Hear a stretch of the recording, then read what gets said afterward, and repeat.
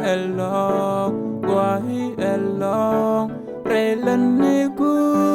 tinggai na Guahi pusda Relan ni ku Shak guahi elong Shak guahi elong Guahi elong Relan ni ku tinggai na Guahi pusda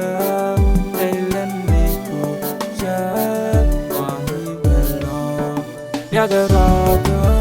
Daga yetu Misotek dega Chami me shadut Chaya ngap yo jas kana rodit kalya Jan chaya nak Kadyom nini Kwera da yet Chawani shanyal me kwa tandan Telung jok pe kon mendel Te kon nam chanya Yagaraga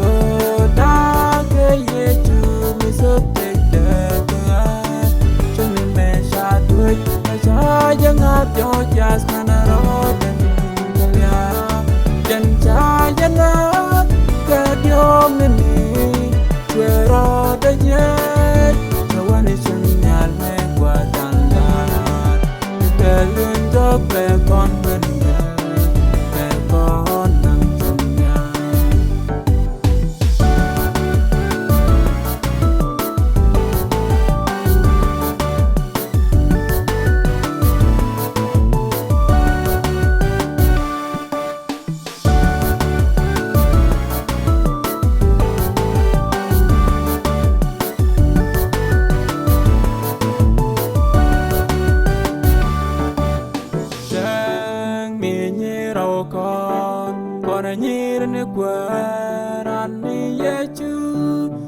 Chi hopos ke bom romnyal che bom mostul che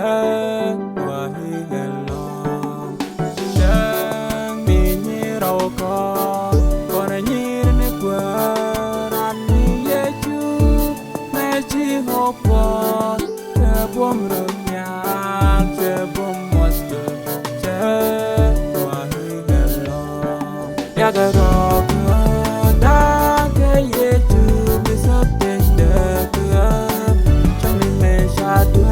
Chaya ngap yo jas kana rodit kalya Jan chaya nak kadyom nini Kwera da yet Chawani shanyal me kwa tandan Telung jok pe kon mendel Te kon nam chanya Yagaraga Daga yetu Misotek dega Chami me shadut Chaya ngap yo jas kana rodit kalya Jan chaya nak Kadyom nini Kwera da yet Chawani shanyal me kwa tandan Telung jok pe kon mendel Te kon nam chanya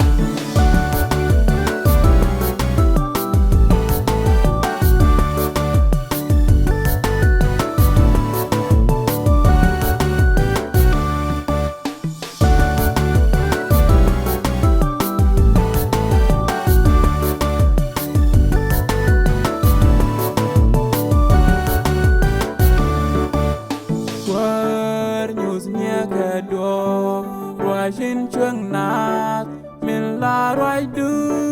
min lên chi dia ni chara relan ni ku sha kwai hello war news nya ka do wajin chuang nak min la roi du min lên chi dia ni chara relan ni ku sha Yagaraga Daga yetu Misotek dega